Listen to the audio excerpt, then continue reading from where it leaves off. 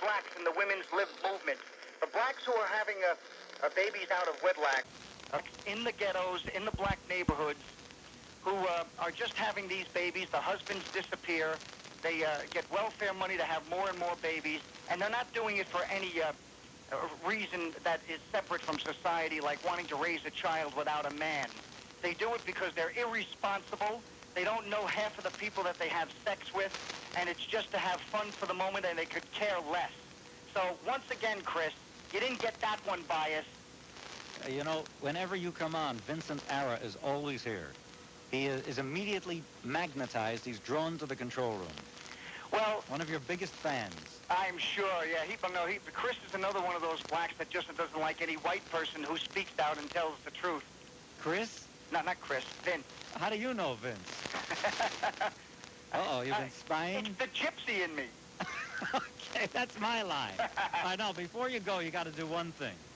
You know what I want. No, not... You know, they had a marathon on AMC the other day, John. I couldn't see it. I was locked in the closet. It was so dark, I couldn't hear it. Locked in the closet. Goodbye. Goodbye, Stanley. He does the greatest, doesn't he do a good Stan Laurel? On WABC this... I've been listening to him for about 3 or 4 years now. And I was trying to think of all of the names that he's come up with for all of the different people around. For instance, like he always calls Carter, Jimmy, I'll never lie to you, Carter.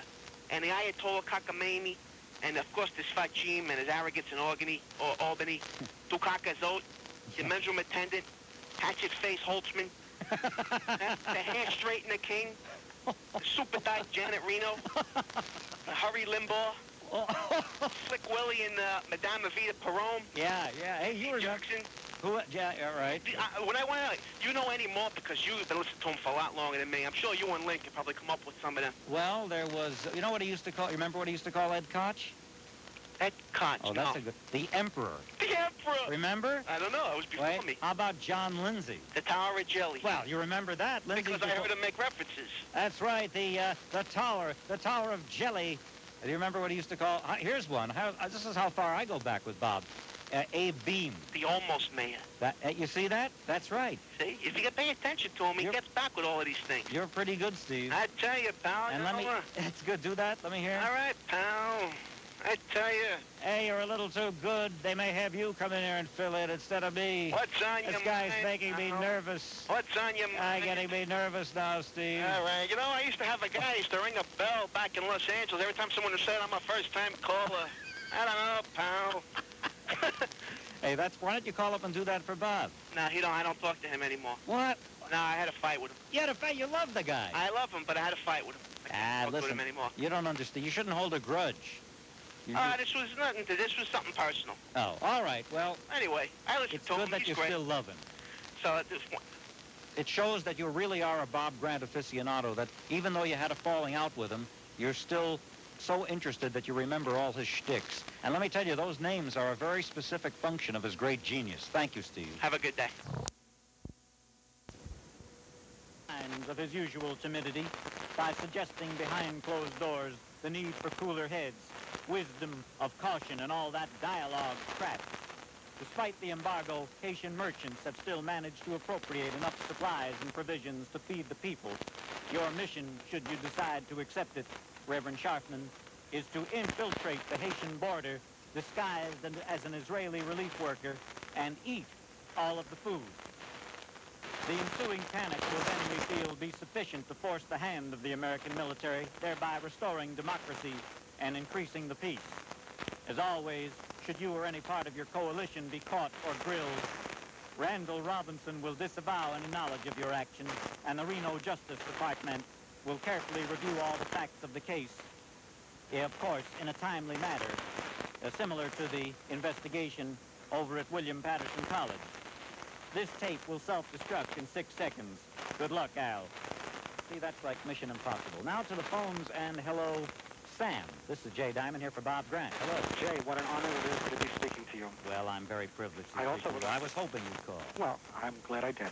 I also would like to compliment your screener, who, when I picked up the phone, I was a little bit nervous, and he made me feel very good because You're a nice guy, but I'm getting a little tired of everybody calling up. First they criticize the screener. I like this guy. I don't like this guy. Hey, look, this is the Bob Grant Show, Yes, sir. and I'm Jay Diamond, so get to the... kidding around. Let's get to the I didn't mean it diary. I'm kidding.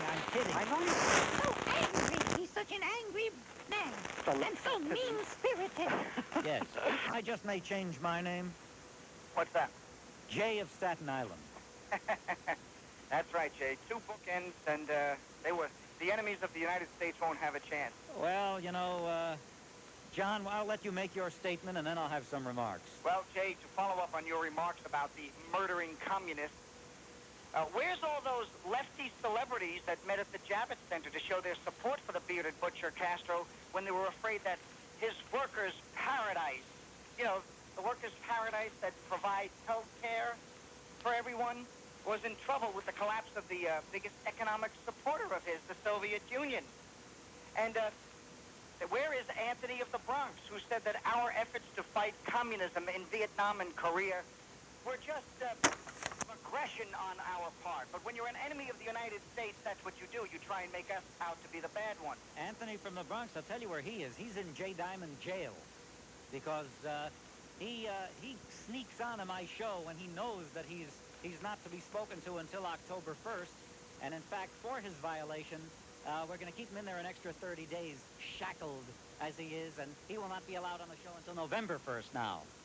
Well, he belongs in a real jail. All you have to do is just listen to him. He's getting more and more racist, Anthony from the Bronx, and he's encouraged by other hosts. Very good. It's about time we turn the tables on them. And you know, Jay, I'm very uplifted today with the release of 2 polls that were released. One on the East Coast, one on the West Coast. The poll in the LA Times that shows that Bill Clinton and his policies are in big trouble, that no one agrees with them, that people believe in family values, that they do not look upon economic troubles of people as an excuse to do what they do, that it's because of morals that we're in trouble in this country, not the economic plight of certain people. Then you had another story that was released here in the United States that showed that once again we on the right were right when we said that the problem of the homeless was way overblown by the liberals so that they could push their agenda. And that's the information that came out about how the homeless just up and disappeared when they were asked to provide proof. Right. That they really... That's right. Go ahead. Go ahead. Don't let me interrupt you. No, go ahead. I'm sorry. Well, I think something like 370 families just turned and ran when they were asked to provide proof. Right. Here it is. I'll read it to you from David Seifman in today's Post. City homeless vanish if asked to prove need.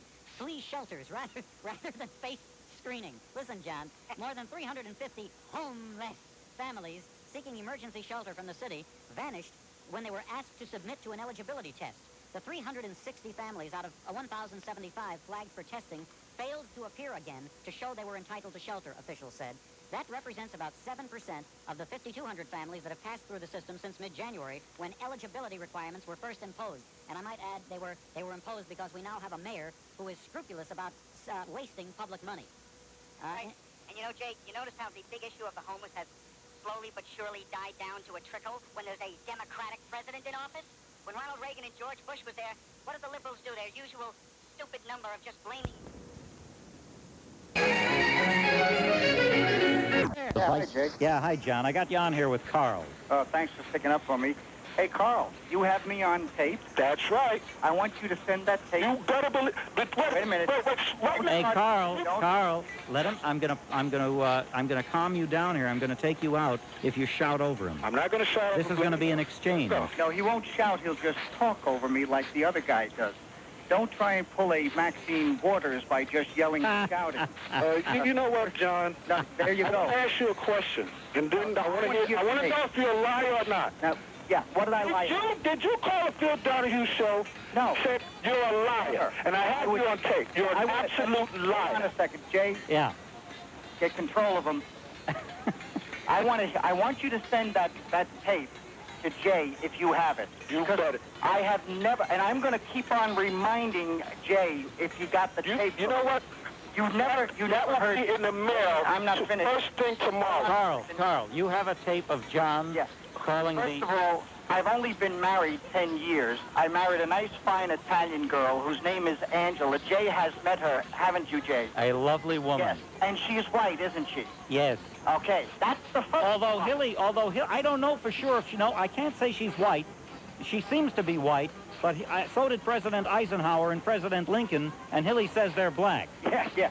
Well, that is the first lie that Carl has been caught in, okay? What do you mean I've been caught in a lie? Well, you said that I called and I had a black wife. You know what? You were probably lying like you usually do. But you did call us. Hey, what do you have to say that? He doesn't. That you had a black wife of 23 years. Now, I have you on tape. Yeah, I want to see that tape.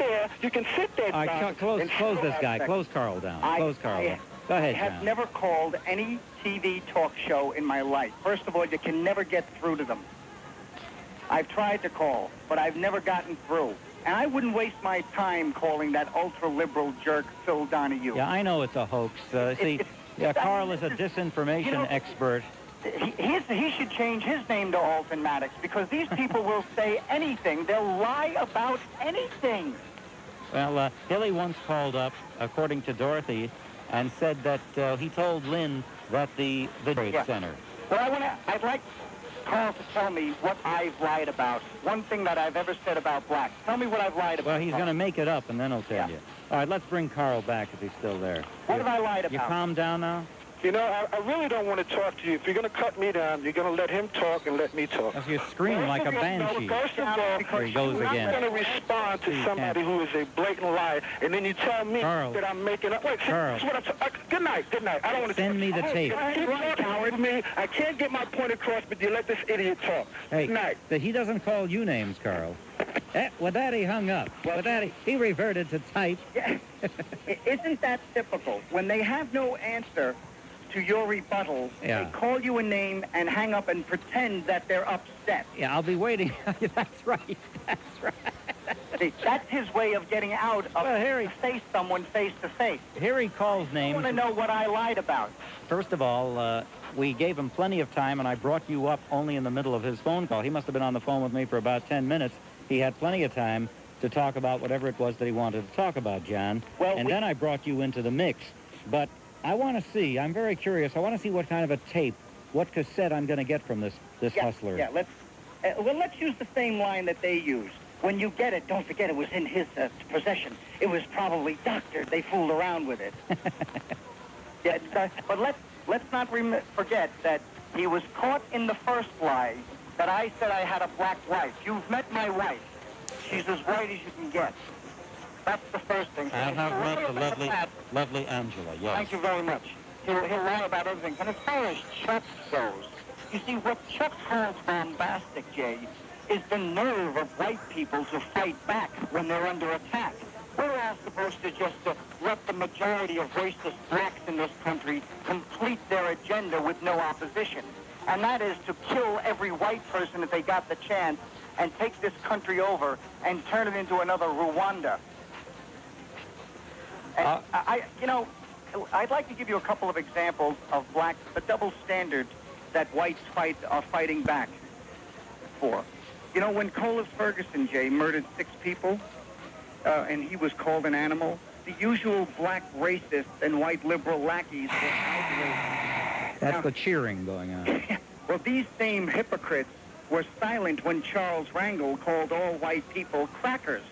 And when that black man, Christopher Wilson, was abducted in Florida in 1993, 1 year ago, by 2 whites and set on fire, it was front page news. But when Melissa McLaughlin was abducted in Charlotte, North Carolina by 7 racist blacks, including 2 women, repeatedly raped, dumped in a tub of bleach to destroy any evidence, and then was shot and left in a ditch by the side of the road to die, it received short shrift. And in 1988, Ed Koch was blasted for saying Jews would be crazy for voting for Jesse Jackson. But there wasn't one word of protest when Newark Mayor Sharp James said Peter Rodino is just the wrong color to represent Newark. And in 1983, Bernard Goetz was lambasted as a racist vigilante in the media. His trial became a media circus. Well, just 3 years before the Goetz incident, a black man named Austin Weeks shot 2 white youths on a subway train in Brooklyn, wounding one and killing the other without any charges being filed against him, and there was no media circus. Ray Carrison of the Post was the only one who wrote about it, and this appeared in an article by Joseph Carey from Destiny magazine. No. Do you get Destiny? I don't know why Manuel isn't sending me my copy now. Yeah, I have gotten it on occasion. Yeah, I want to get it. I really do want to get my subscription to... Oh, he called back? All right, stay there, John. Stay there. I want to get my subscription reinstated to Destiny magazine. I'll have to call up Emmanuel McLittle. It's one of the finest magazines published nationwide on public policy. By the way, it wasn't white youths. The term, the politically cleansed, the antiseptic statement is white teen, and the other one is youths. When they use the word youths, it's a code word for blacks. Otherwise, they say white teens.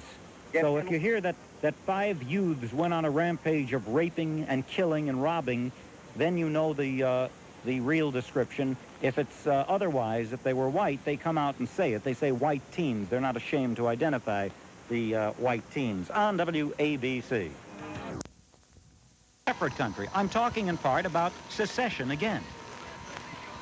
I believe, and I'm not a constitutional scholar, that the states have a right to secede. They got together of their own volition, and they can get out when the Union doesn't suit them anymore. But the Civil War settled it to my dissatisfaction.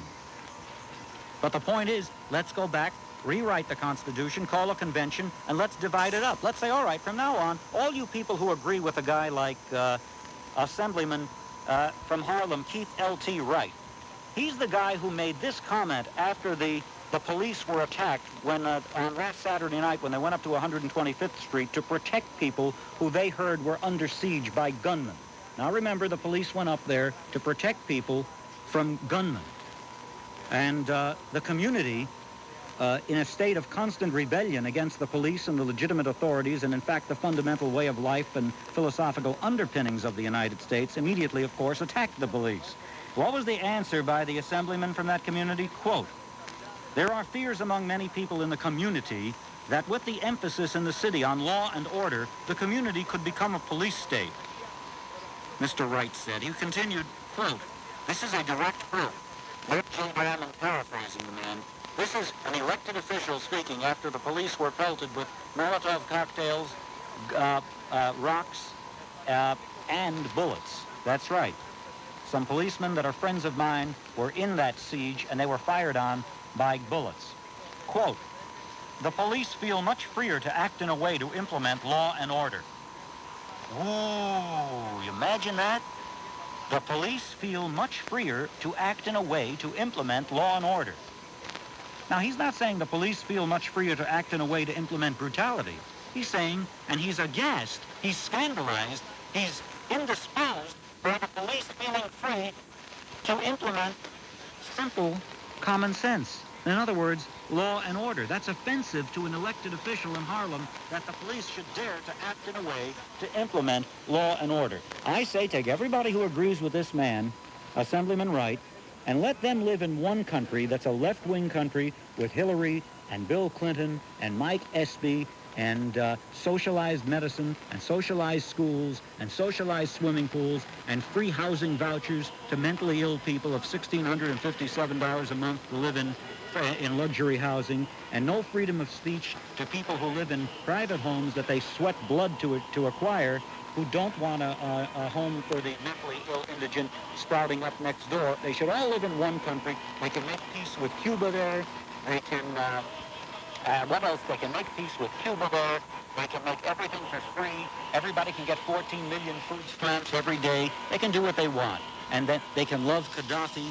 They can open up relations with their idol Saddam Hussein. They can live the way they want. And then everyone in the other country will be that will be the Ronald Reagan country. We'll have freedom, business expansion. The communities will legislate instead of taking orders coming down ex cathedra from on high. And there can be a return, ladies and gentlemen, to local democratic government.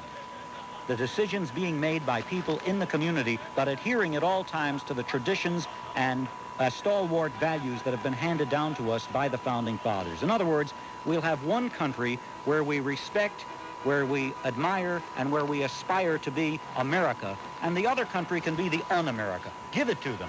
It's well worth it to get rid of everybody who feels that the police feel much freer to act in a way to implement law and order, and a man is scandalized by that.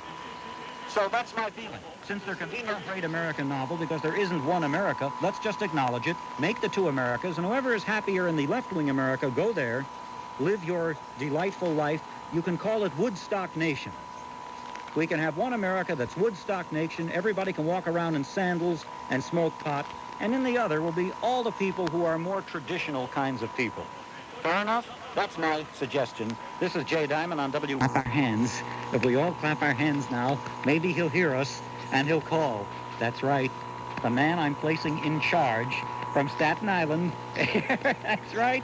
He's calling right now. You help me do it, ladies and gentlemen. The Vice President of the Jay Diamond Show, the man in whom I am entrusting this program for the next 2 weeks. He'll be monitoring every word that's said by every host and every caller, John of Staten Island. But first, let me read to you, ladies and gentlemen, John of Staten Island. Hello, John. Uh-oh, where'd he go? He's not here. He left. Oh.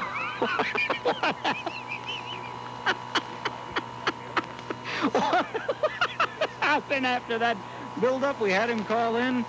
Oh, boy. I think somebody got him. Maybe like some other callers, like crept into his window. I think I saw... Hey, did anybody see a very elderly black man leaving John's... I had nothing to do with it, damn it. There's a lot of people who don't like him. All right, Walter, this is Jay Diamond. What happened to you? I dropped the phone. A likely story.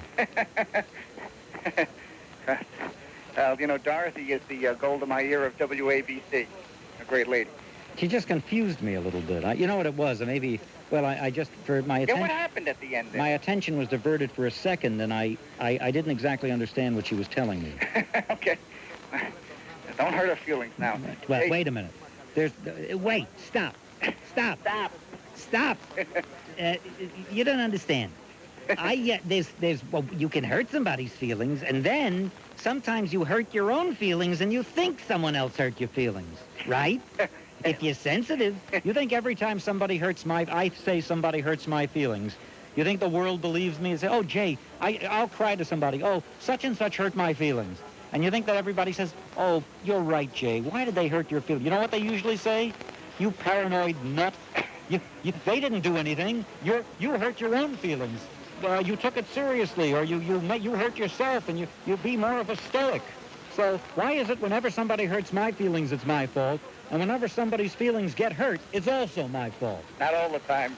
Get off my phone now. See? See? And and ladies, this is the Vice President. I'm going to get you a bumper sticker. Help. This is the Vice President. They're after me. Yeah, right. This is the Vice President. Jay, I wonder if Eric Adams is going to criticize Michael Jackson for marrying Lisa Marie. Isn't this the same guy that criticized Herman Badillo for marrying out of his race? Hypocrite. It always comes back to smack them in the face, doesn't it, Jay? And in Africa... Excuse me. I know you don't like that either. No, it's all right. I don't want to hurt your feelings. In the Africa that so many racist blacks in this country love so much, they don't know what fresh water is, and in many areas they still make their beds out of cow dung and leaves. Excuse me, and say they love so much. Yeah. Say they love so much. That's right. Yeah. But very few vote with their feet. Yes, that's for sure. Go ahead. In oppressive America here, we now have 450 black millionaires on strike. Tell that to William Kunstler and Colin Ferguson. And to show, Jay, how we are not doctrinaire, that our politics is not a religion to us. I'm going to criticize Rudy once again. We can criticize people who we voted for. Rudy's turned out to be exactly what we fear, Jay. Better than David Dinkins, but still a pandering liberal politician who makes sure he says just the right thing instead of what should be said, and he's a hypocrite. He's looking to cut back on waste here in New York, which we can agree with. But he embarrasses those who voted for him to get rid of Bill Clinton-type politics here in New York by hobnobbing with Bill Clinton whose phony crime bill had billions of dollars of waste in it, but as long as New York was getting something out of it, waste, that is, that's what it would be. Rudy thinks that this would make him look good in the eyes of certain voters, so he's all for it. And the heck with what's good for our country as a whole. Now, this is on top of the fact that he pandered to gays. He said the convention coming to New York would take some of the sting out of the, quote, far right, as he called them, which I call normal people. That was the question, I think. I think that was the question. I was asking, what else did Rudy do lately to sound more Democratic rather than Republican? I think that was it. Well, yeah, he refused to admit that NPR radio, which is controlled by the city, has one point of view, which it does. He said that it has a wide range of view, and he pointed to a certain talk show host over there who has to be aligned with an ultra-liberal when he does his show. And did you see Ron Brown today? You know, I was saying to the other night, Jay, that liberals, when you disagree with them, say that you're just not educated or you have to be informed. You know, I'm sorry. Go ahead, finish. Go ahead. I was just going to say that Ron Brown today said those, what was it, 53 or 63 Democrats who didn't vote with Bill Clinton on this bill. I think 58, but whatever, a large number. I forgot what the number was, but he said they voted in the wrong way, and we're going to work on them to make sure they vote the right way the next time. Doesn't this sound like the typical Nazi liberal lefty? Well, John, I can make you like Rudy again. I bet you, I guarantee I can do it. You ready? Are you there? Yeah. You want to love Mayor Giuliani again? Even though he's failed you by being less conservative? Uh-huh. I knew he was less. Concentrate on this. Those who oppose Giuliani now see that I was right all along. You had the chance to vote for me. Now just think back how happy you would be at this time if you ought to have done the right thing. You could have had me, but you voted for Rudy, and now you are stuck with him. Think of how much fun it would have been to hate me than Rudy. You could have done Lynn Samuels, too. I would have felt that way. As long as you're going to hate, wouldn't you rather hate me than Giuliani? It worked. You see? Right? No, yeah, absolutely. I knew I could do it. But You're an honest I guy. said that he's better than David Dinkins, but I don't know if I'll be voting for him the next time. Well, I may have to apologize and get back into the good graces of George Marlin. Well, you know, Why don't you call up George and tell him I'm sorry, John? See how he reacts. Yeah, well, I think he's mad at me. Good old George. I hope he runs again the next time. He'll get my vote. But, you know, Rudy sat in the booth about 3 booths away from me in a diner out here. Really? 3 weeks ago, yeah. Boy, that was a meeting. Did the people in the diner know who you were? No. You mean you didn't wear that little hate button? Hey, listen, I'm on vacation for 2 weeks. You can call back later if you want. Well, thanks a lot. All right. Okay. About a caller last weekend. Those who are doing that kind of thing and they happen to be a certain color, too bad. Now, Jay, firstly, let me say that Lynn Samuels wouldn't have referred to our debate Tuesday night with the cabal of black racists as silly if she didn't think that her racist comrades won the debate. She would have been reveling in it if she thought Hilly's haters won. But she had to pretend the debate was insignificant because she knows they got their butts kicked. Did you notice all of them, Jay? They're all reduced to their usual last resort of calling us racists, liars, or saying, you don't know black people. But to some unfinished business, you know, Hilly asked me, why did certain laws have to be passed? Well, I don't think there's a white person in this country, Jay, that hasn't acknowledged the wrongdoing of the past. You know, our current problems, though, they exist because we've gone way overboard in correcting those problems. And the more blacks have gotten, the more militant they've become.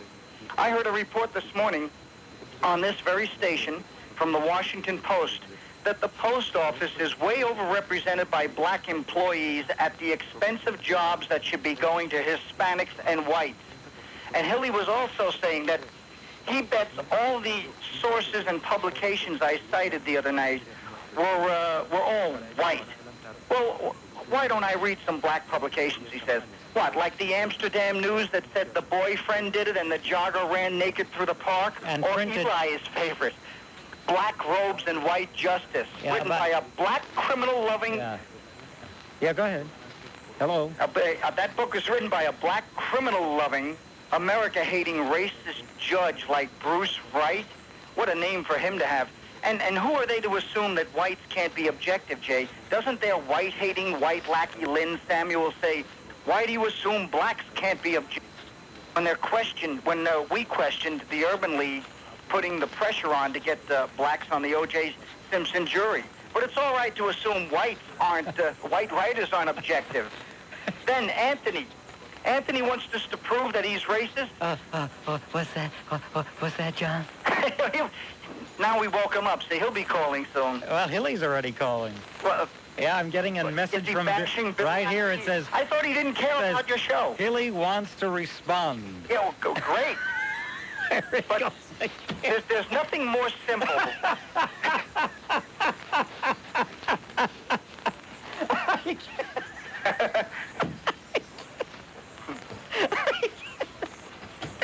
Put him on, but first I No, want... I can't take it anymore. I want to prove that Anthony... Maybe I'll talk to him later. All right. But Yeah. nothing's more simple to prove that racist Anthony is a racist.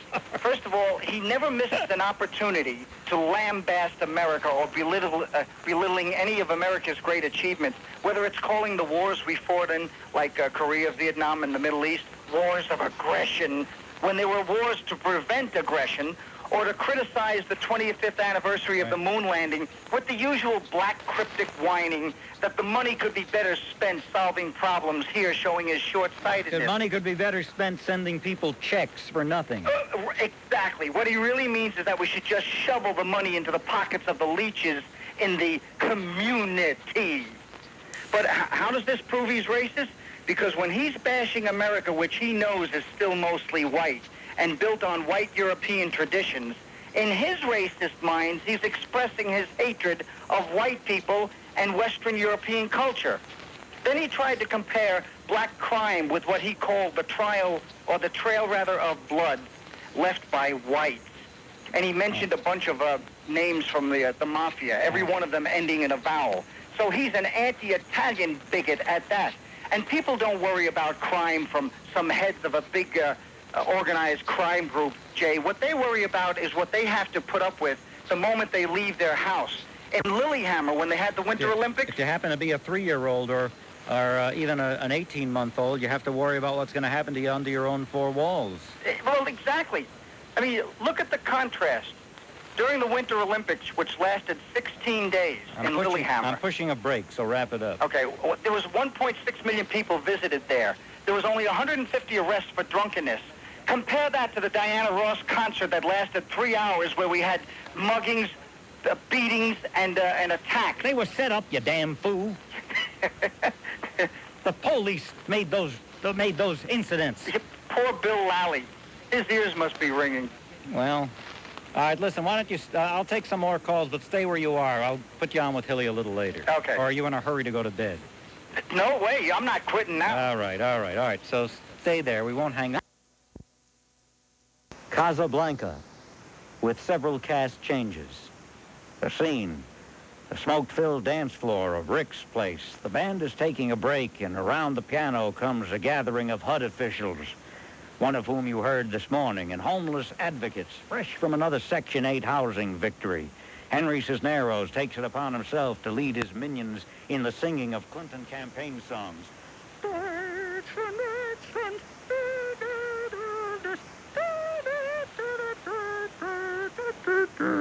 Knowing that Bill and Hillary have already won the election, Victor Laszlo's brother, Oscar Serra, rushes to the band platform in a selfless and valiant effort to bring attention to himself. Play Marseillaise. I say, play the Marseillaise. I don't know that one. Who are you? I'm caller Marty. Well, play something then. Okay. Mario was in the night to say proprio no spacci. Mario. Swatch him. I order Rick's place closed immediately. On what grounds do you order this place closed? This is my place. I am shocked shocked, do you hear, to find that illegal fundraising activities have been going on in this establishment. Your pack money, sir. Oh, thank you very much. All right, everyone out. Out. You too, Mr. Rick. What are you doing with that gun? Nothing, so long as you do what you're told. Well, don't I always? Have I ever defied your orders? You know I've never defied you, nor would I ever. Sometimes we have to put on a different face for the public. But you know that behind closed doors, and very often even in front of people, I go along as you demand that I do. All right, now here's the plan. I've got a plane parked out back, and you and me and a couple of friends of mine is going out that door. Then you're going to sign those letters of transit so I can fly to Rwanda and get my picture taken holding a starving baby. And if you don't mind, Louis, you fill in the names. That will make it even more official. And besides, I'm better in communicating in an oral tradition. You think of everything. What a brain. What a heart. What indigestion. The names to fill in are Mr. and Mrs. Victor Laszlo. But why my name? Why my name, Richard? Because you're getting all that plane. But I don't understand. What about you? I'm staying here to keep Captain Renault company till the election's over. No, Richard, no. What happened to you? Last night we said a lot of things. We meant them just as we meant them in T-Deck all those years ago. But the minute that plane leaves the ground and you're not with him, you're going to regret it. Do you have any idea what you've got to look forward to here? 9 chances out of 10, we'd both end up in Butler, New Jersey. Ain't that right, Louis? I'm afraid Joe Hines and Mark Green will insist. Oh, but I love Mark Green. And what about you? I'll be all right. You've given me back my self-esteem, and we'll always have that to remember, but that's all we've got a right to. You're just saying that, Rick? Well, maybe I am, but what difference does it make? It's plain to see that the problems of 2 people don't amount to a pound of pork rinds in this crazy old world. Inside us, we both know you belong with Victor. Maybe you hate me for it now, but later you'll be thankful, and you'll be thankful for the rest of your life. Victor, put down that tennis racket. There's something you should know before you leave. Monsieur Rick, I have just been unelected mayor of New York. That is why I am in Casablanca, and one ought not to explain everything. Oh, okay. But, Rick, here's looking at Jews, which... On WABC, this is Jay Diamond and... That's your word. That's your appellation, Bob. But it's not an appellation that's shared or used by others, and I'm sure that Kamala indicated, and your use of that vile appellation, which means, which has varying interpretations depending on the dialect that one speaks in the old country, I'm sure that you'll be repudiated and I will be elected again. And Bob, you can interview me. You mean after you win the election, which you're not going to win, but after you win the election, you want me to interview you? That's exactly right. In fact, I'd appreciate it if you'd interview me prior to the election, because I want to be able to explain to you the greatness of the crime bill, which legalizes 546 new crimes, thereby eliminating crime. Well, that is a step in the right direction. Maybe I will do that. I'll tell you what, I'll make a deal with you. All right. I'm told we're late, Bob. Oh. So I can get back to you if you want to come back. It's up to you. It's... Well, just keep the microphone open there. You're all right, stay there. But before, and now I'm going to do Scharflock. The Lord of Avon presents Scharflock, the Merchant of Teaneck. Act 3, Scene 1, on the street. Ed Koch as Salivo. Mario Cuomo as Supremo, and Al Sharpton as Scharflock, the troublemaker. Now, what news on the radio? Why, yet it lives there unchecked that he had his petition there filled. If the bag lady's gossip report be an honest one, and she be a woman of her word. I would she were as lying gossip in that as ever napped Ginger, but her listeners believe she wept for Kurt Cobain, and she doth sees Tanya Harding as with the CIA. How stupid, how stupid. Verily and forsooth, this Scharflock, he tasks me so. What sayest thou? Does this troublemaker cause you much pain upon your lower regions? Alas, the rump-fed varlet doth cause me great concern. But hark, yonder comes the elf-locked scoundrel. I ain't endorsing, not yet I know. I play the system, just me and my Mario. I'm misbehaving, saving my loathe for Jews. Verily, greetings and solicitations, my merry gentlemen. What's up? How now, Sharplock? What's new among the community? You know none too well, none so well as you of my petition. That's for certain. I, for my part, know of this quest. And Lynn Samuels is telling everyone your many signatures have but only the letter X as surname. I don't think that would hold up in court, Sharplock. She be damned for it. That's certain, if the devil may be her judge, or better yet, John from Staten Island, and Marty of the Banished Kingdom should write songs of her folly. Yea, verily, but even though thy frippery-laden woman doth babble about things she knows not of, my pursuit of signatures falls before the meticulous gaze of Oliver Copel, and polls, they make a downward spire as the populace shows ambivalence, and woe, the hatred of my very, the hatred of my very being. I pray you, Sharplock, 'tis not your being, but your guts they hate. 'Tis it not thee who leads thy filthy-mantled rogues and wide-chopped minions through the city as though on a holy pilgrimage, and direct your mobs to vent their vulgar spleens upon those less multicultural? I pray thee, Sharplock, answer me this. Who shall feed of such a bitter harvest as this? If it will feed nothing else, it will feed my revenge. For I am disgraced and hindered by millions, laughed at for my ample figure, mocked for my voguish mane, scorned by the nation of Islam. And what is the reason? I am an activist and leader of the community. Hath not an activist eyes? Hath not an activist hands, organs, bullhorns, medallions? If you diss us, do we not march? If you look at us the wrong way, do we not cry? If you give us enough cash, do we not go away? And if you bespeak the word watermelon, do we not come back?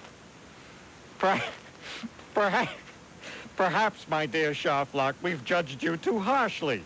If I think wrong, I would stand to lose your company and thereby your endorsement. Thou torturest me. How would I choose right?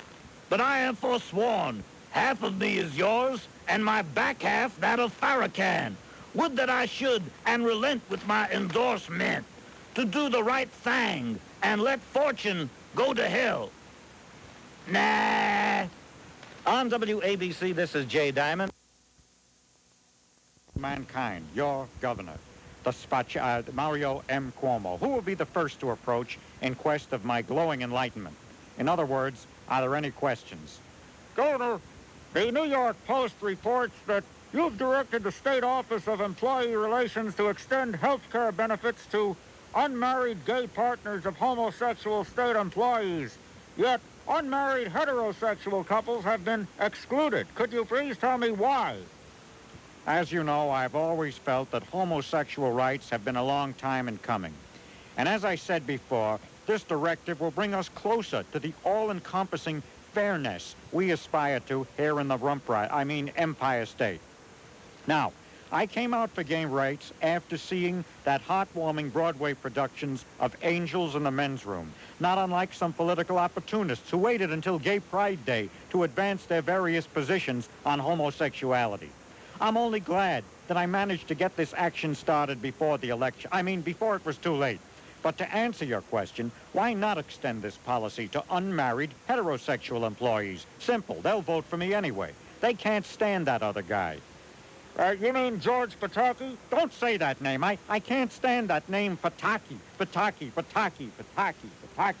Governor Cuomo, would you care to comment on your standing in the polls this week? It seems you've fallen behind. The other guy. You mean Pataki? That name comes back to haunt me. All right, let me just say that during every political contest, we must first look back at the big picture. In every state of this great country of ours, there are simple majority of one or two parties. That's why we call it the two-party system. And whenever you have a two-party system, you have to have partisan infighting. And that's why I'm so adamantly opposed to the two-party system. If it weren't for all this partisanship, I would have long ago instituted the Senior Felons Retirement Act, which I myself have fought so very hard for these many years. Now that I'm clearing our prison system of convicted felons of decades past, letting them out where they'll no longer be a burden to the taxpayers, who will take care of them? Now that their most productive and golden years are so far behind them. But they fought me at every turn. Now take this fella Pataki. Ah, yes, Pataki. He says it was the steward's mates who ate the strawberries, but I conclusively proved by a process of elimination that someone had a key to the icebox.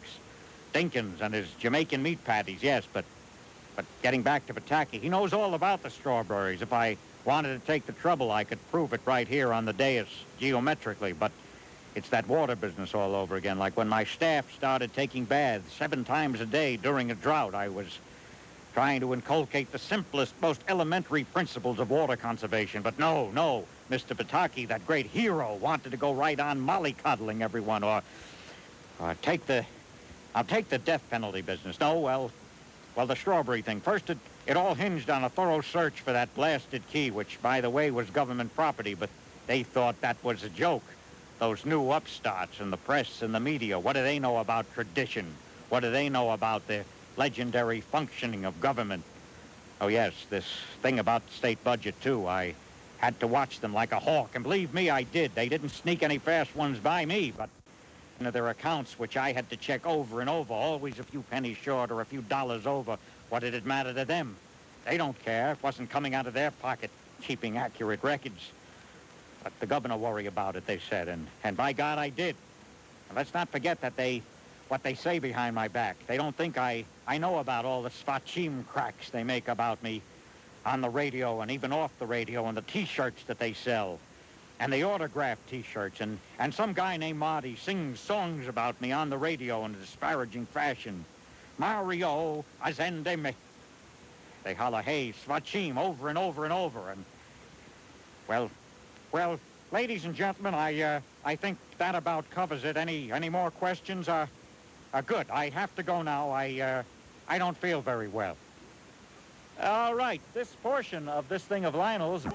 Mario is meeting with his aides to discuss that night's multicultural fundraiser when someone barges in. Okay, fellas, this is the way it goes. The master of ceremonies introduces me with ladies and gentlemen, et cetera, et cetera, et cetera. You know, one of the finest minds of our times, et cetera, et cetera. The only true hope that members of the community will ever have. The one, the only, et cetera, Governor Mario Cuomo. That's the cue for the AME church choir to spring into glory, hallelujah. Got it? Now, amidst the thunderous applause, I'll nod my head. That's when I make my entrance. Question, do you think the Egyptian litter and the 12 Nubian bearers are too pretentious? Well, what if we make it a bit more contemporary? How about we'll give each of the litter bearers a baseball cap? But make sure, of course, they're all on backwards. If you really wanted to be contemporary, you'd get rid of the Nubians and use taxpayers. Always the kidder, aren't you, Al? So what are you doing here? You decided to endorse me finally? No, I just wanted to see what you was doing, so I thought I'd drop in. Well, tonight's the big multicultural fundraiser, Al. Members of every ethnic community with more than 2 nickels to their name will be here tonight. So if you'll excuse me, I'm a little busy right now. Did you say fundraiser, as in money? Yeah, we're going to try and raise a few bucks. Well, I know about raising money. That's my specialty. Why, I haven't held an honest job since 1968. Got a house in Jersey, kids in private school, 3 or 4 cars I can't remember. Maybe I could be of some help tonight. I got a lot of experience in organizing. Come on, Mario, what do you say?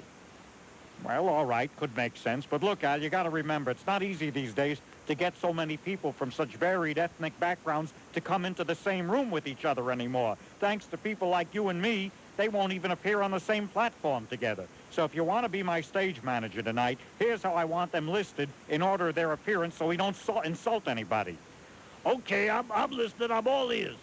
I want the Jews on first, the wasps on second. Wait a minute, Mario. Let me see if I get this straight. You go on first. No, I said Jews on first. Oh, okay, I'm on first. No, you're not listening. You said you's on first. I know what I heard. All right. We'll get back to that one. Next, we'll have wasps on second. What? Wasps. I said wasps on second. Okay, I got it. The Italians on second. Hey, watch your manners, Al. We don't allow that kind of talk in this administration. I said wasps on second. Do you know what I'm talking about? I'll bet you don't even know what a wasp is. Sure I do. That's one of them things. That's them things that come flying around my head whenever I eat lamb kebabs in the park. They sting, too. No, Al. You're talking about bees, hornets. That's not what I mean. One day, them wasps came after me doing an interview with Gabe Pressman. Let's get back to tonight, Al. Gabe got all stung up. He can't run as fast as he used to. Stung his face up real bad. That's why he's so all lumpy looking now these days. Look, Al, Gabe Pressman's face is none of my concern. I don't care about his stupid face. God knows, just be thankful you don't have to wake up next to it every morning. Now, from the top, Al, who's on your list? Who's on first? What's on second? Jews on first. Jews on first. Wasps on second. Al, don't you understand anything? If you's on first and the killer bee's on second, who's on third? What do you mean, who's on third? Let me take a look at that. You see, according to this list, there's a spot left for someone to talk for 3 hours. Now, who do you know that can talk for 3 solid hours? Oh, that's easy. Mark Green. He'll be making my introduction. All right. But Mario Cuomo isn't merely inept, but evil, and he is an evil man. Mario Cuomo is an evil man. Evil because of his cowardice, and evil because of his malignant attitude toward people. What he has done is pursued an anti-people, an anti-human policy since he was elected governor the first time. You can look it up. Crime isn't crime anymore. It's an all-out assault on the people as well as the institutions of the United States. And he has sit back and tolerated this, even accepted it and impelled it further. He has impelled further the dissolution of the culture of the United States, and I'm not exaggerating, because he's been so complacent in its demise. And if you needed any proof of how reluctant Mario Cuomo is to stand up for principle, then all you have to do is look at the picture that adorns the front page of the New York Times today, and you see Mario Cuomo with Lenora Fulani, an outright Maoist freak, the leader of a psychotic therapy cult that she shares with a nut called Fred Newman, the New Alliance Party. This is an anti-American, anti-European, this is an anti-human party that takes people off the street, selects as many losers as they can, inculcates them with their particular noxious combination of faux psychotherapy and radical politics, and turns them loose on a populace to sell stuff in the street and remit or take jobs for the minimum wage and then turn a lot of the money over to the New Alliance Party. Then they call those donations political contributions, and they use it to extract matching funds from the federal government and the state government in all the campaigns that Lenora Fulani runs in. But make no mistake, this is a far freak-out Maoist left-wing radical who is opposed to every venerable ideal that exists in the United States, and there is Mario Cuomo marching with her because she was one of the grand marshals of the Caribbean Day Parade, and there's a little piece, there's the right half, his head obscured, of Ben Chavis, who was the other grand marshal, along with Lenora Fulani and Mario Cuomo at yesterday's Caribbean Day Parade. Now, if Mario Cuomo had any guts, any decency, if there was an ounce of decency in Mario Cuomo's ego-inflated corporeality, he would have said, thanks, but no thanks. I will not walk in a parade with people that hate my country. With people that hate my country, such as Lenora Fulani and Ben Chavis. And not only that, Ben Chavis is an out-and-out cheap crook. So Mario Cuomo is comfortable to walk with an out-and-out cheap crook like Ben Chavis. And what does that say? It tells you that Mario Cuomo is an out-and-out cheap crook, because he walks shoulder to shoulder with an individual who used the money of the NAACP to save his own bacon. But it didn't save his bacon, and now he's whining, trying to get his job back in court. But the fact is, he was accused of sexual harassment by a former NAACP employee, and instead of reaching into his pocket to shut her up, he put his hand into the NAACP cookie jar, that cookie jar that is filled with money, contributions from more or less decent people across the United States who look to the NAACP as a moral compass. And what do they get? In the immortal words of Shakespeare, a foul cistern for toads to not engender in. So much for Mario Cuomo and his cronies, Lenora Fulani and Ben Shavem Dry. Ben Chavis. Now, get to the phones, and I will very soon. I want to just say that it's too bad that a lowlife like Julio Claudio isn't a regular listener to my program and didn't heed my admonitions with respect to killer dogs, because his mother might have been alive today if he listened to me. Now, I've made a point of pointing out the peril that these dogs mean to you and your children let loose on the streets of New York City. This is not a gag. People die on a regular basis. It wasn't so very long ago, ladies and gentlemen, that I came to you on the air and lamented the death of a child because of one of these dogs. And I'm talking about pit bulls, Dobermans. I mean, there is an individual in my building who walks around regularly with a huge Doberman pinscher. She's constantly in the lobby with that ferocious animal. And I'm very circumspect. I am very respectful of that animal because as a child, I was attacked by a German Shepherd for the terrible crime of going over and playing. What do I know? I was 4 years old, and I went over to Dookie, and I took him by both ears and started jostling his head around. Well, he didn't appreciate it, and he took a big piece out of my left cheek. Now, not being Jerry Nadler, I don't have that much cheek there that I can afford to lose a couple of centimeters out of it. But the point is, these dogs are deadly weapons. Why doesn't the same Congress that wants to remove the firearms from the American citizens, why don't they take away the pit bulls?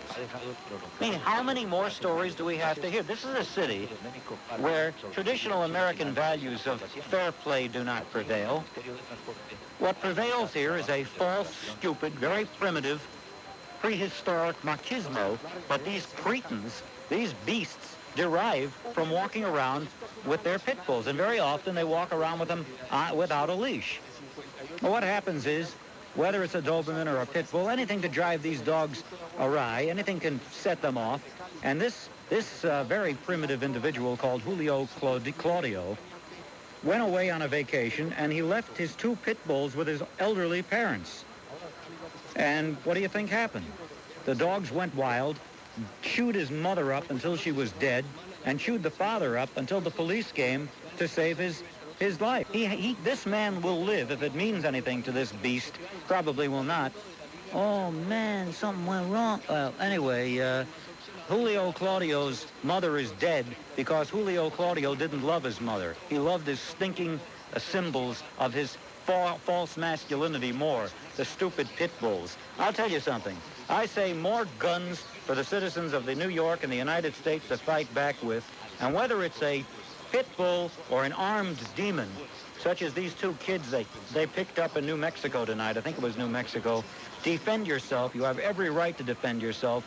And I'll tell you, I think I'm going to arm myself and start walking around with a piece, and the next pit bull I see is going to be history, and I'm not going to shed any false tears. Imagine that, knowing, not that it'll have any impact on this very rudimentary life form called Julio Claudio, who murdered his mother with his pit bull. But imagine if he was sensate, if he did have the heart and the brain of a real person, he would know for the remaining days of his disgusting life that he murdered his own mother on the altar of his faux masculinity. Hey, that dog make me feel strong, man. On WABC, this is Jay Diamond. Me, man. Nobody gonna with me, man. When I walk down the street with this dog, baby, nobody gonna with me. Because I'm gonna them up, man. Somebody with me, I'm gonna them up. That's what I'm gonna do, man. Yeah, I'm a big man with this dog, man. People are afraid of me. I'm a real man, man. Yeah, I'm a tough guy with my pit bull, man. Yeah, tough guy. Tough guy. These guys, these low-life street thugs who live and die in basements, I wonder if these guys are as tough just with their fists. You know, it's a funny thing.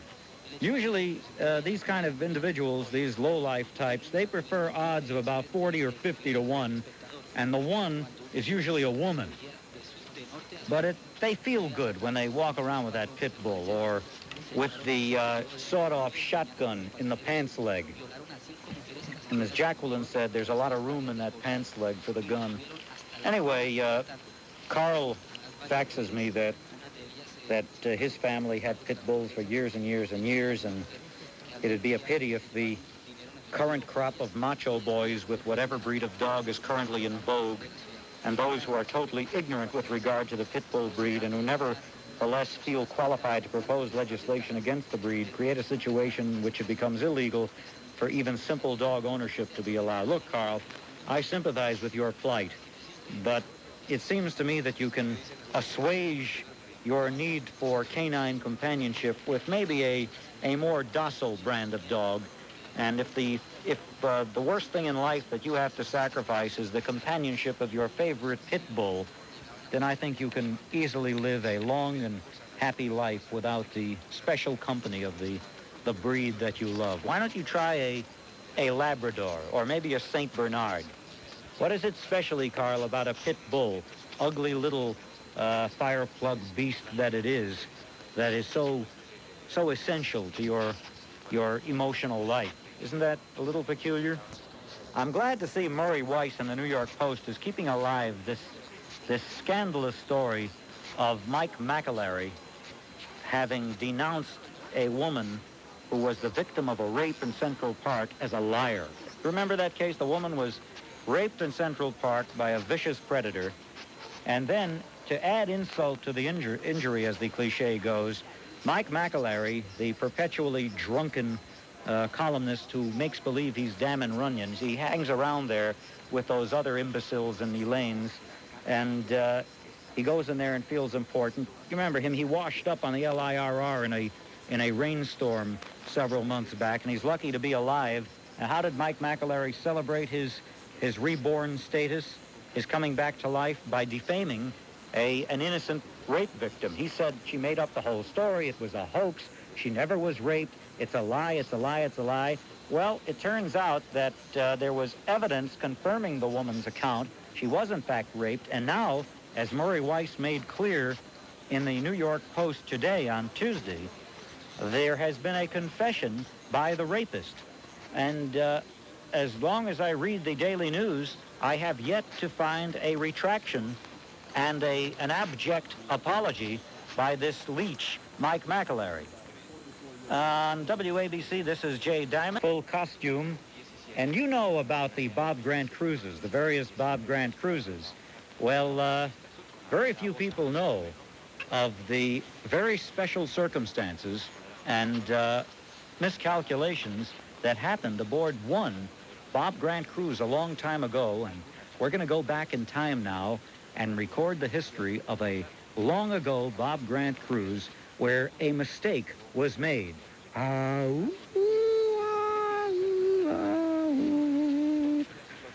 Attention on deck!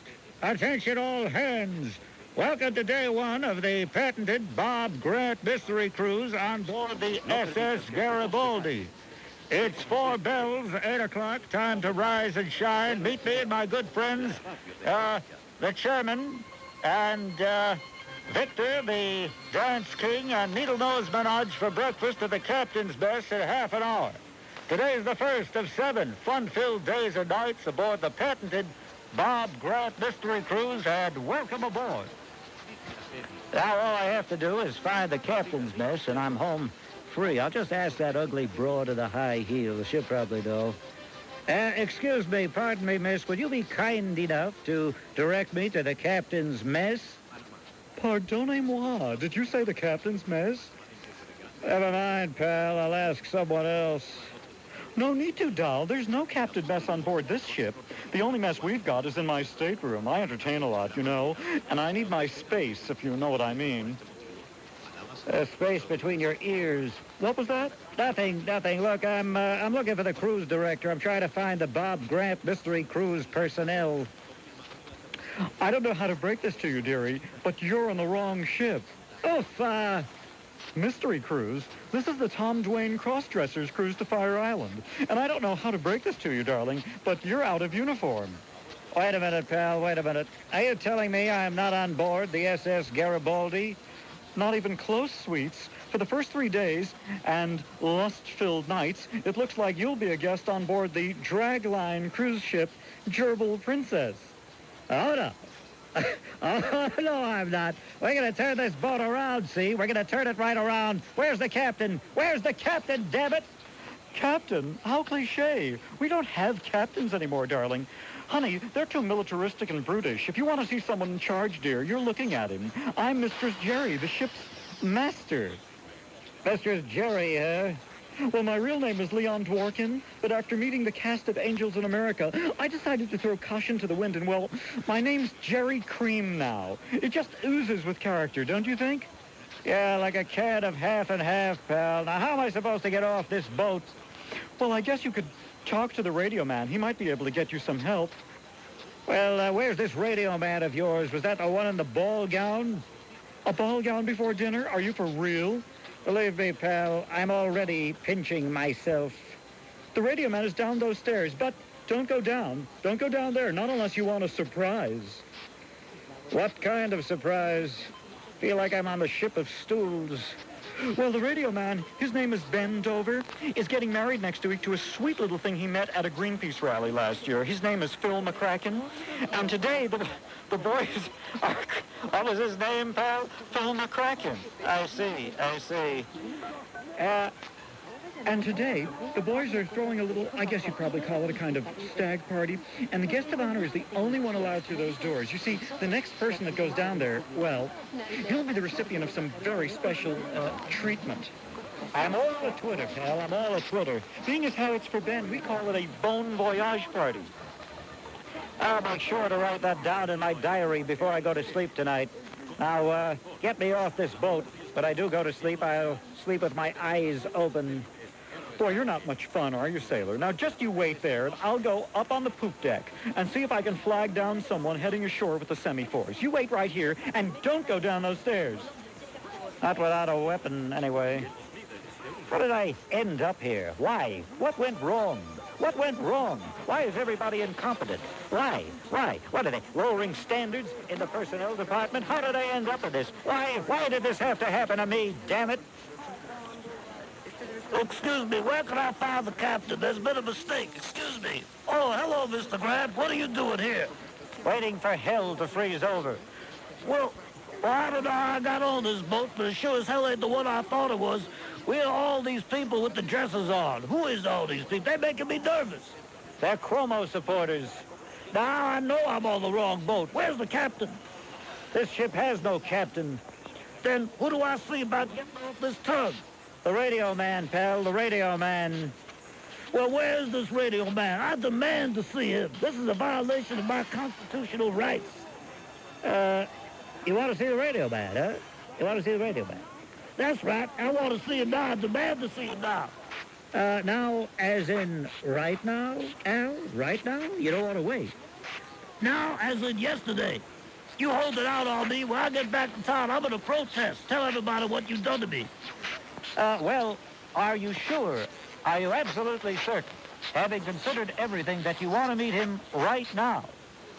Absolutely. And don't waste any more of my time. His office is at the bottom of those stairs, Al. Why don't you go right in there now before anyone else gets in? I'm sure he'll be just delighted to see you.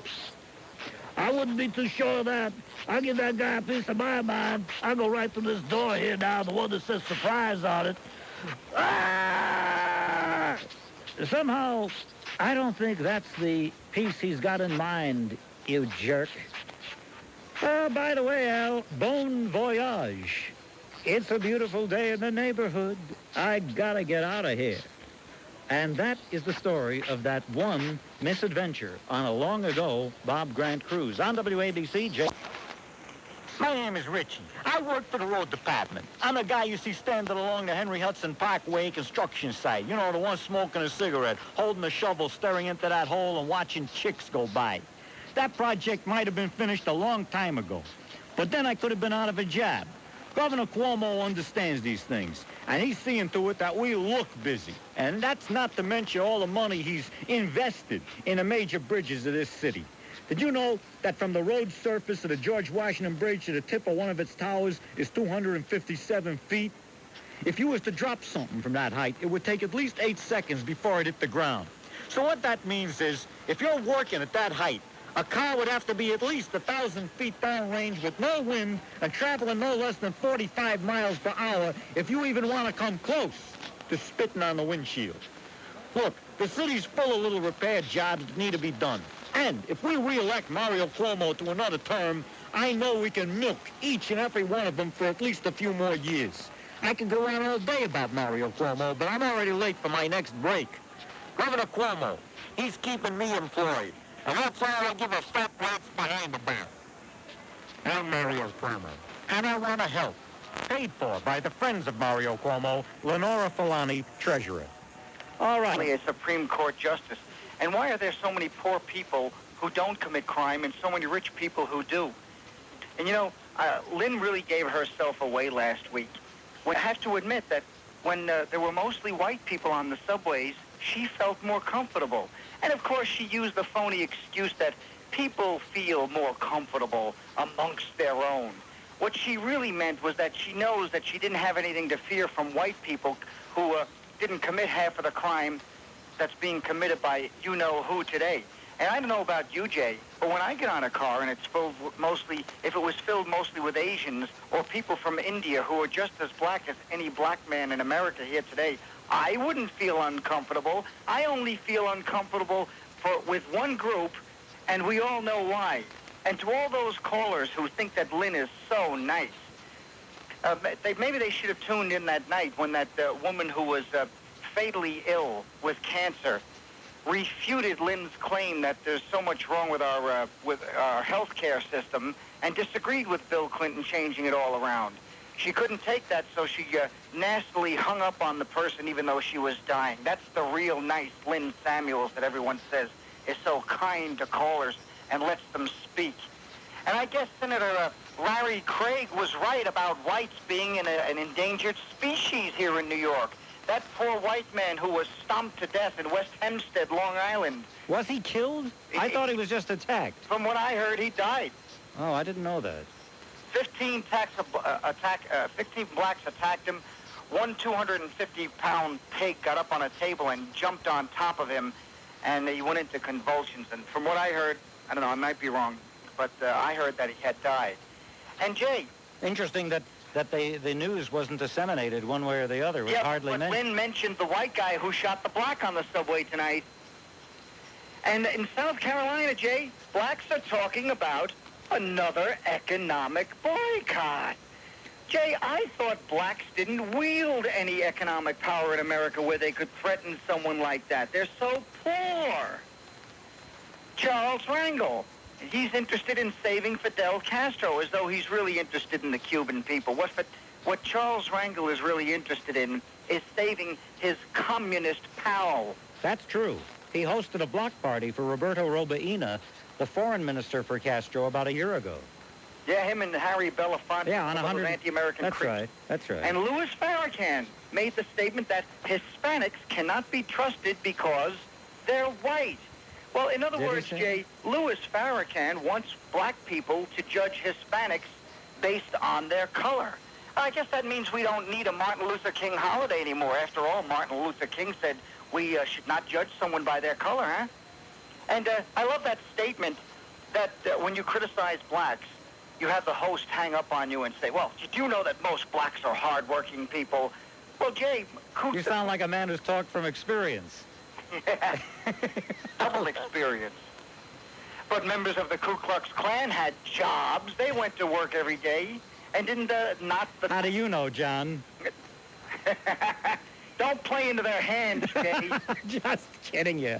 All right, I've got to go now because I'm late for spots, but if you want, you can call back. Yeah, if I'm up, I will. All right. All right, good talking. Hi, John. Frank, I happen to believe that you're absolutely wrong when you say most parents do not want multiculturalism. 85% of the students in our schools are Hispanic and black, and most of their parents are racist themselves, so don't kid yourself. On the other things, I back you up. Alan Hevesy was one of those pandering little worms who said, quote, if Frank Baudelese doesn't like our beautiful diversity, let him go back to Europe.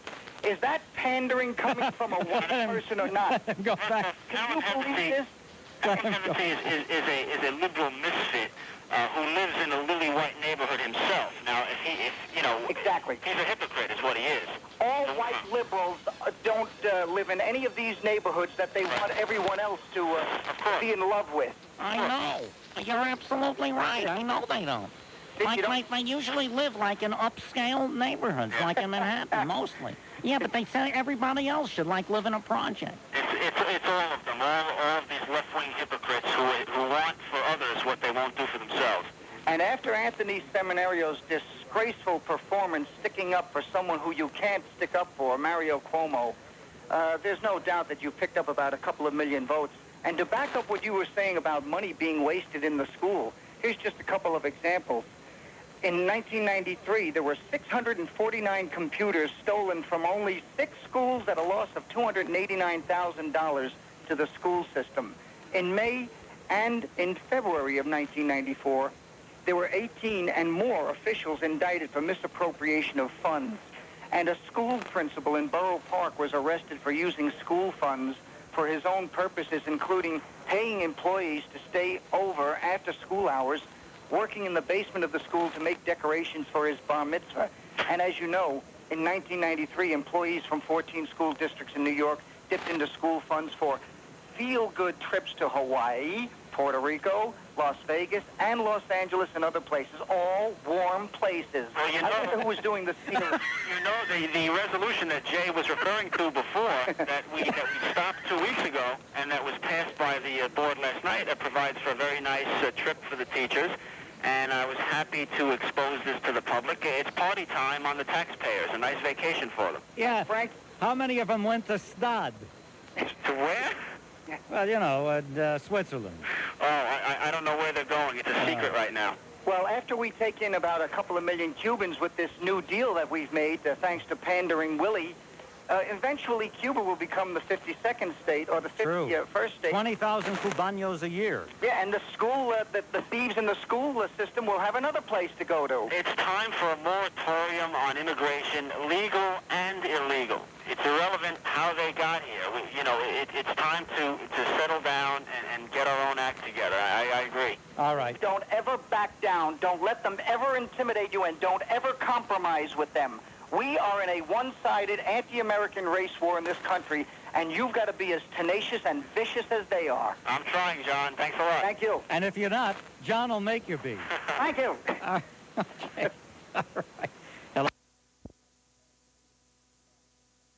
Together and telling the world that you're proud that your mother was a Puerto Rican, or 1/10 a Puerto Rican, or 4/6, pardon me, let's redo, 2/3 black and 1/3 Melanesian. What is the point of that? If you really felt a humble appreciation, you wouldn't have to protest so much how proud you are. And anyway, even if you were proud, you'd, in my view, you would be tasteless. You'd be without taste, bragging in public of how proud you are of someone else's genes in you. That's not something to be proud of. I don't think anything is to be proud of. Maybe you're proud of a child, or you feel a humble appreciation of your child. That's normal. But yourself? Me? Myself? I'm great? I'm great. Not because I did anything, but because my mother and father, a penis, we passed through a penis, and the right semen passed through into a vagina, and in a sex act, or two people had an orgasm and created me, or at least one person had the orgasm for sure and created me, and I'm proud of that. Listen, I'd be proud. I wouldn't even be proud if I were a Scrabble champion, but I certainly am not going to be proud because one person had an orgasm. How stupid. How conceited. Time for the mighty diamond art players. That doesn't mean you have to hang up. I can't control the world. I can only control myself, and I can hardly do that. Ladies and gentlemen, welcome to Sharpdreck, the X generation, multicultural fall version.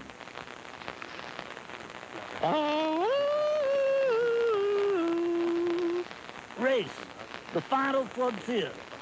These are the voyages of the Starship Enterprise Zone.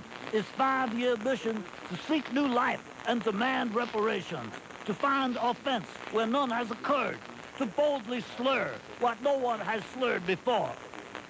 Sharp date 2995. The Enterprise Zone and her crew had just returned from a disastrous layover on the planet Homos, where we were ordered by the Unity Federation Coalition to rendezvous with Ambassador Jane Fonda on Mars, the Red Planet.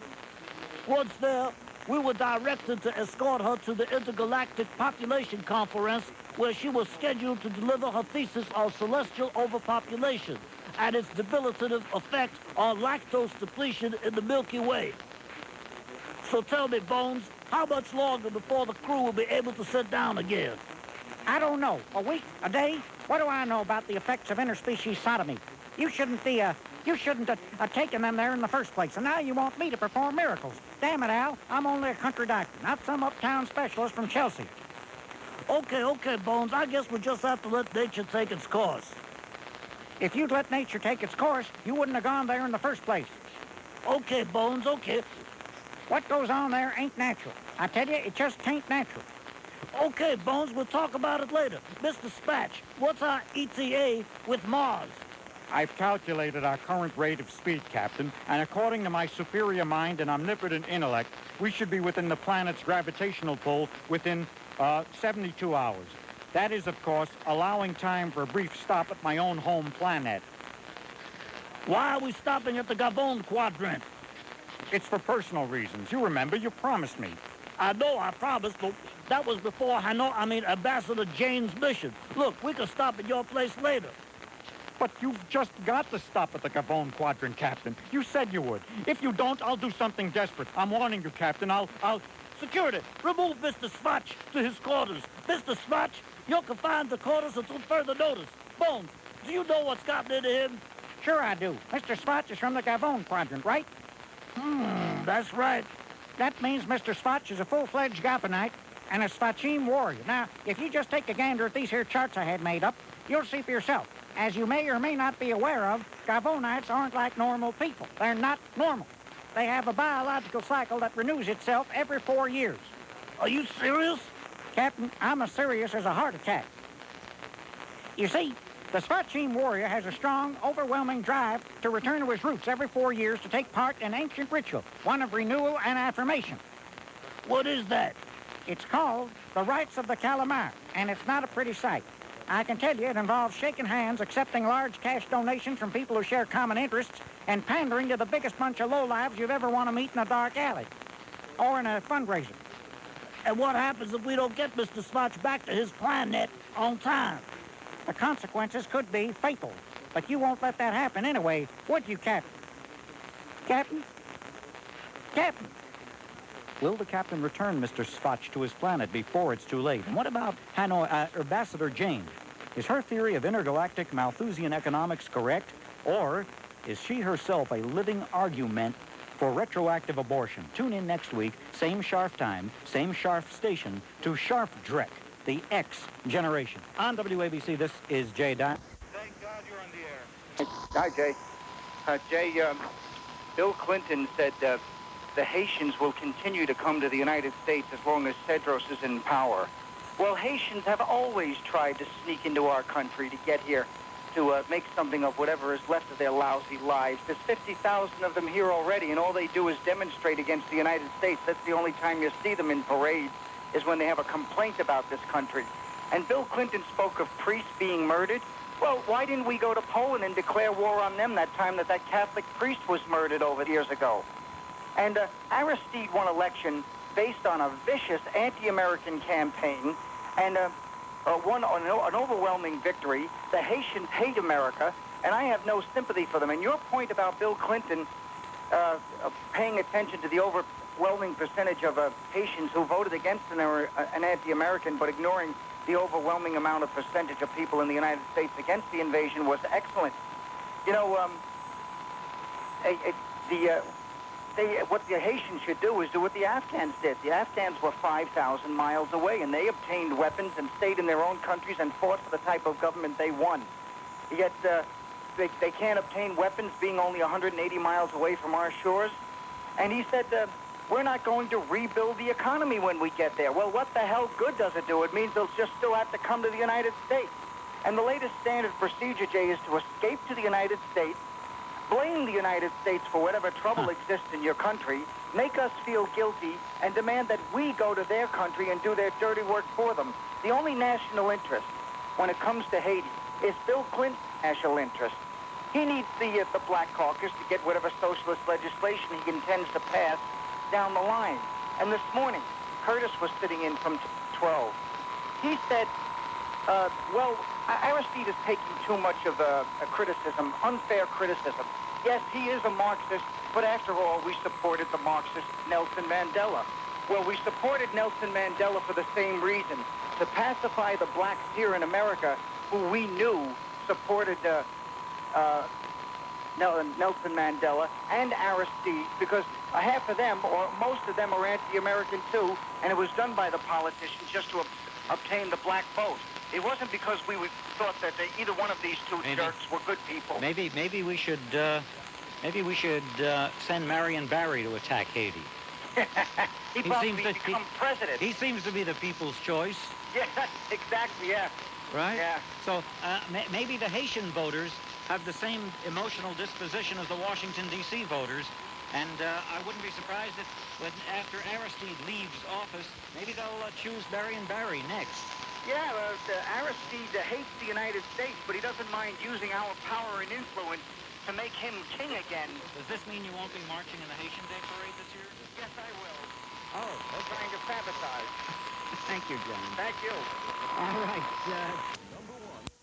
And tax policy is a legitimate area for explanation. A lot of people are getting on the bandwagon that is fashionable now and crying out for tax reform. But that's not true. Of course, it's the facile thing to do. It's what people want to hear. Is it right? Does that make it correct policy, correct taxation policy, correct public policy? Of course not. It's always easy to go along with a trend, to do the thing that people want to do that's politically palatable to the people. But the fact of the matter is, the way to increase economic stimulation is not by cutting taxes, it's by increasing taxes.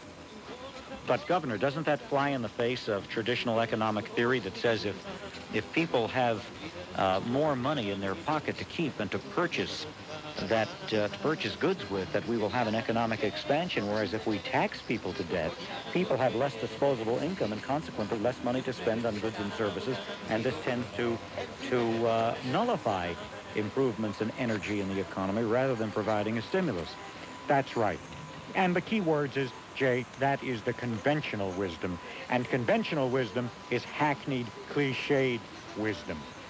The conventional wisdom states that if we cut taxes, people have more money. But what happens when people have more money? They don't work as hard. They're on easy street. Now, with my initiative, we will raise taxes by 50 to 75% across the board, from poor people right up into rich people.